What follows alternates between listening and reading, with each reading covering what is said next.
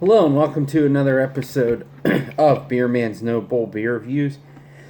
Today I have a special beer from Bell's Brewing Company out of Kalamazoo, Michigan. Or I guess the brewery's in Comstock now. I don't know. But this is the 30th anniversary of their Cherry Stout. Excuse me. So it's called 30th Anniversary Cherry Stout Reserve. So as I understand, the difference between this and the regular one is that this has more cherries and is also like an Imperial version of it. I think the other one's the regular cherry stout, I believe, is like 7%. This one's 9%. So I'm hoping it has a little bit more of a body to it. Not that the other one doesn't have a good body, but these guys do great Imperial stout. So, but and I think they might have like put oak spirals in this or something. So I know it's not barrel aged, but I think they might have put like oak spirals in it too. So that might play a role in it. We'll see. But the regular beer for their cherry stout seems to be really. A lot of people seem to not like it for whatever reason. They think it's too, because it's actually like tart cherry. It's not like sweet cherry. So I think that's why some people don't like it. I like it a lot because it's unique. There's not a lot of good quality tart cherry stouts out there. Because the base stout is really good. So it's like chocolate and cherries. But anyways, let's pour this and see what we got.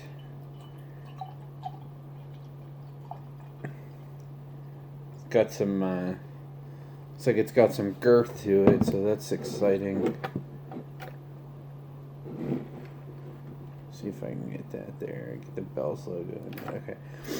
Okay. So I mean, like most of their stouts, it pours almost a jet black color. See if I can get a little more carbonation on that.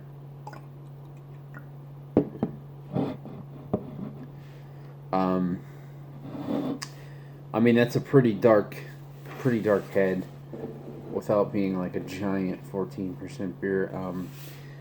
A medium to darker tan head, which was pretty small, didn't last very long. Well,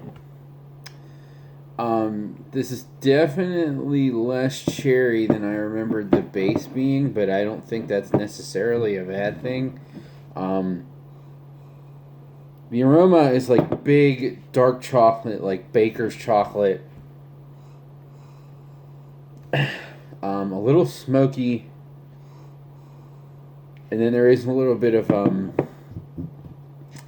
like a berry character in the background, but it's actually pretty minimal. So I'm thinking it's actually going to play well for this.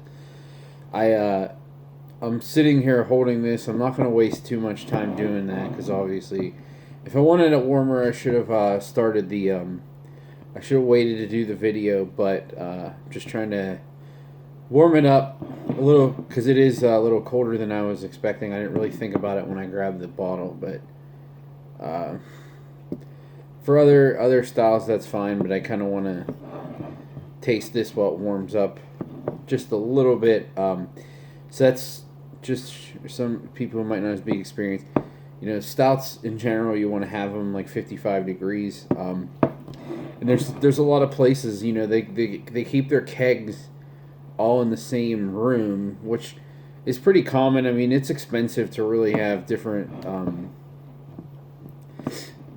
levels of temperature for different kegs. I mean, each one would have to kind of be in their own little refrigerator. So there are places that do that, but that's a pretty crazy setup to on. It's just not really realistic for most bars to do. Or I mean, I guess breweries could do it, but bars especially. But I think the problem is most places serve their stuff too cold in general. So like. You know, if you're serving Miller Lite, I don't care if places serve Miller Lite, that's fine. But like if you're keeping the beer at a temp where that should be like 37 degrees, and they're serving this kind of beer at 37 degrees too, and that's really the problem. But especially when I go to breweries that are serving their beer really, really cold, that I don't understand because they're only serving their own beer. They're not trying, they don't need to serve that other kind of stuff where people expect it to be that cold. It just doesn't make any sense. So, but I think that's the problem. People want their IPAs pretty cold and those kinds of things. So they don't have a way to separate the beer. So it ends up, and it makes sense if you're going to do one or the other. You should make them cold because people can let this warm up. But if you serve them all warm, they can't get the other ones cold. So from a business standpoint, it makes sense. But I just wish some places would just serve everything a little bit warmer. I think it would be for the best because, it shouldn't hurt your throat or hurt your teeth if you take more than one gulp of a beer. And sometimes places serve their stuff so cold that that's really the case. So, all right, that's enough BSing about that. I took up so much time already. See, even just that little bit of warming it up, I feel like it opened up a little bit. I'm getting some coffee notes now in the aroma. And the cherry is also definitely coming through a little bit more too. So I'm actually really, really excited to take a taste. Let's see what we got here.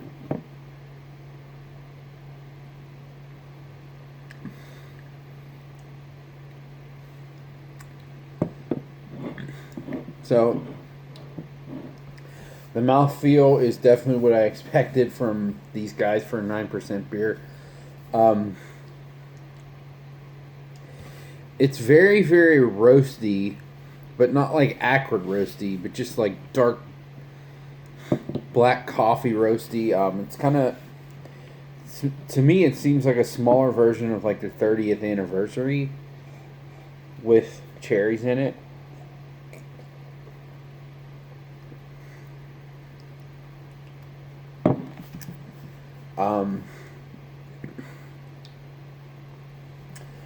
And I think it said this one was a blend of like sweet and tart cherries.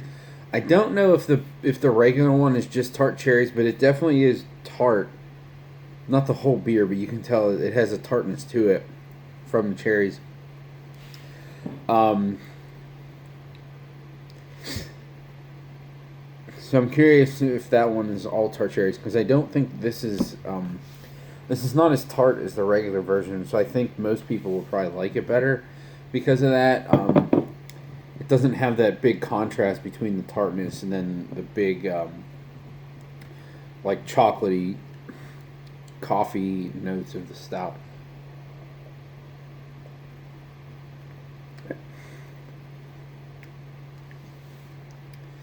Man, that is delicious.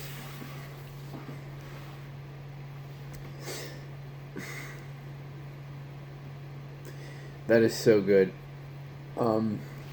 I'm really happy. So, the place that I bought this, I'd only seen it at one place.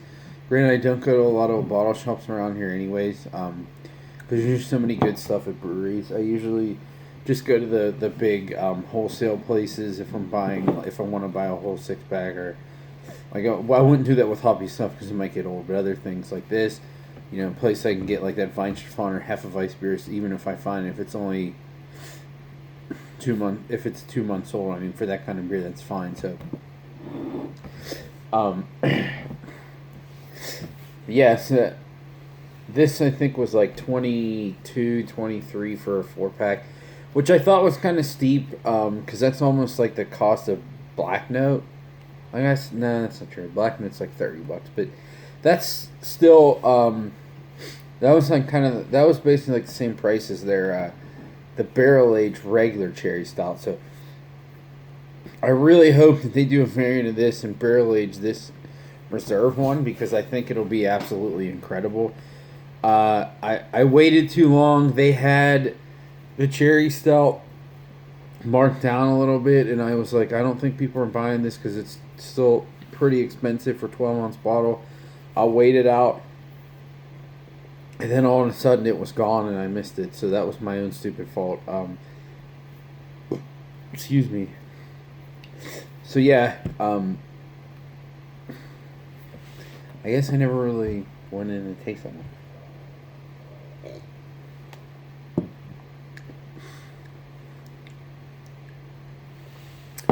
Yeah, it's big, roasty, dark chocolate, light coffee,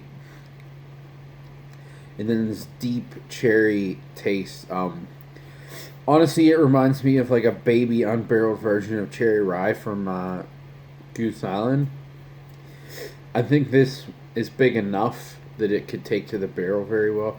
I kind of wish they amped it up a little more and made it like 10 or 11, but it's plenty big. I really hope they put it in the barrels. Really, really nice. So if you see this anywhere, like I say, in 22, 23, even in 24, that's $6 a bottle. Absolutely worth it. Absolutely worth it. Great, great beer. And again, they're only. I'm assuming they're not going to make this again because it's for the 30th anniversary of it. So I wonder too if they only did this because I think this normally comes out in the winter. So this can't be like the batch of it. This has to be a special thing, separately. I don't know. I don't think that like they didn't make this beer this year and only made the reserve version. I can't imagine that's the case, but yeah, I'm pretty sure this hit everywhere where their footprint is. I mean, I know it was limited compared to whatever else they send out, but I'm pretty sure if you care enough and they have bells around you, you can find this because the store I got this at, I mean, they had probably I don't know 6 to 8 cases stacked, and I had been there a couple weeks ago, and maybe one case of it was gone since then. So I mean, it's not something that's going to sell that fast at that price point. Only people who really know what bells can do in this realm are going to buy it. So if you want it, I go out and get it though for sure. I highly recommend it. I'm sure you can find it. So.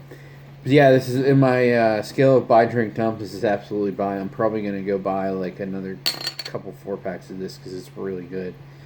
Um, yeah, that's all I got on these guys. I actually have another Bell's beer to do, which is completely on the other end of the scale from this. It's Sparkleberry, their raspberry triple. The logo is so ridiculous and. I don't know. For whatever reason, I have this weird feeling that it's actually going to be good because they don't really make bad beer. So I actually am a little excited to try it. So I'll be throwing that video up soon too. So look out for that. But please like, comment, subscribe. Let me know what you think, and I look forward to doing the next one. Thanks.